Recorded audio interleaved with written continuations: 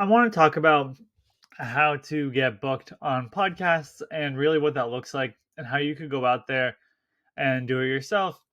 Even though I do run Podcasting You, a podcast booking agency where we work with our clients to get themselves booked on podcasts or we do the podcast booking for them. I remember when I was first starting off back in 2015, I was running a different company at that time and I wanted to go on podcasts on my own, and I was the one that was doing all the outreach on my own. I was bootstrapping it. I didn't have a budget, anything like that. So I want to share with you today if you are thinking, how do I get booked on podcasts? Maybe I don't have a lot of budget, or maybe I'm just curious about how that whole process works. That's exactly what I want to share with you today. So, first off, you want to figure out who is your target audience and who you're looking to speak to. We work with alternative investment companies.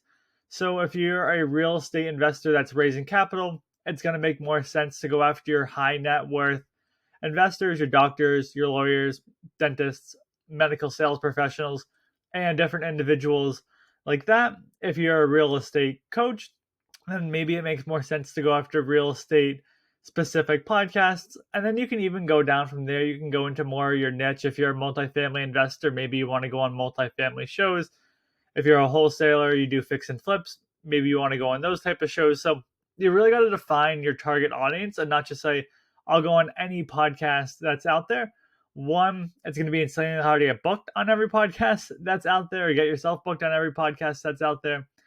And then two, you're just going to be wasting a lot of your time. And then three, even if you go on these shows, there's like a good chance that nothing is going to come out of it. Like I could go on a show.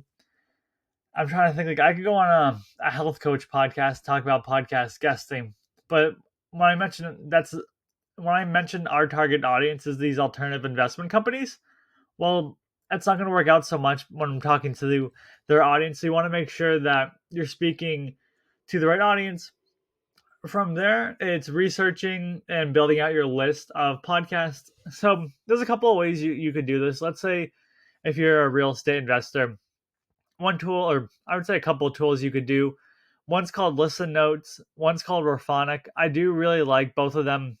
They run about, I think, 150 bucks per month. And if you have someone on your team, it costs a little bit extra. Outside of that, I find those tools to be pretty good. The one caveat with that is when you're going out there and building your list of podcasts through these platforms, a lot of the times you're going to get contact information and you'll look at the email and it's just not the podcast host. It's not even the same company. It's just an email that doesn't exist. So you just have to do your due diligence. And I find that if I come across an email that's given to me by Raphonic or Listen Notes that just doesn't look accurate, I'll just go on the podcast host's website. I'll do some digging. Maybe I'll go to their Facebook page, see if an email is listed there. Maybe I'll use a tool like hunter.io to scrape and see if there's any emails to pull from. Still not finding anything, go to their website, go to the contact us page, see if there's anything there. If they have the message us, you can definitely do that. I find it's hit or miss on the results. And then to take it even a step further, you could go through the privacy policy. Sometimes there's emails there. Again, not that effective, but just trying to figure out ways where we could find the best possible contact information, because you're spending all of this time building this list, reaching out to these shows, trying to get yourself booked. And if you don't have the right contact information, then that's pretty much going to be all for naught at that point. So now you've built out your list of podcasts. And to preface that, you want to start, if you've never been on a podcast, I typically say you go on your small podcast and then you work your way to your medium, and then you work your way to your large. Even if you are very successful, I find that it takes about 5 to 10 podcast interviews for you to get comfortable with talking about yourself, sharing your story, understanding what's going to be going on. Again, even as successful as you may be. So I typically recommend, and what I mean by a smaller show is it's a show that has 10 to 20 episodes. And then your medium-sized shows, maybe 40, 50 episodes. Obviously, there's some gray area in there. And then your bigger shows, 50 episodes and up. But on these smaller shows, typically they're going to have a little bit less of an audience.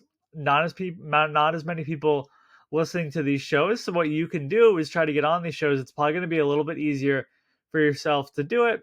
And then you get to almost practice your story, practice what you're going to be talking about.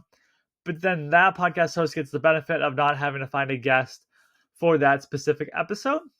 So just make sure that when you're building out your list, I typically would start off with about 20 to 25 podcasts initially to reach out to, and just work from there. Typically take about maybe an hour to maybe 3 hours. Again, whether it's you, whether it's someone on your team building this list, that's really what I would start with. Now, you've researched the shows, you have your target audience down. What are you going to be doing from there? It's going to be putting together your podcast pitch. And with this, you want to basically include like a little note about why you like the podcast, something specific. You want to include your bio. You'll want to put together your one sheet, have that one sheet included within your podcast pitch, and just really want to make a nice professional podcast pitch to send out to the podcast host. And with that said, I put together a video for those watching on YouTube, and I put together a podcast episode for those listening on the podcast on one sheets, and just the super amount of importance of them when creating them and putting them in your pitch. So I don't want to dive too much into it. So I'd recommend checking out those episodes, but definitely want to have a one sheet put together. Now you have your list of shows, you have your target audience, you have your podcast pitch, you have your one sheet. Now, really, the next step is reaching out to these podcasts. And however you want to do it, if you want to reach out to 20 a week, say you're looking at 4 to 5 per day, give or take how many shows you want to reach out to. Maybe you just want to do it once per month. But the thing is you're wanting to reach out to these podcasts. Let's say, hypothetically speaking, you reached out to all 25 podcasts today.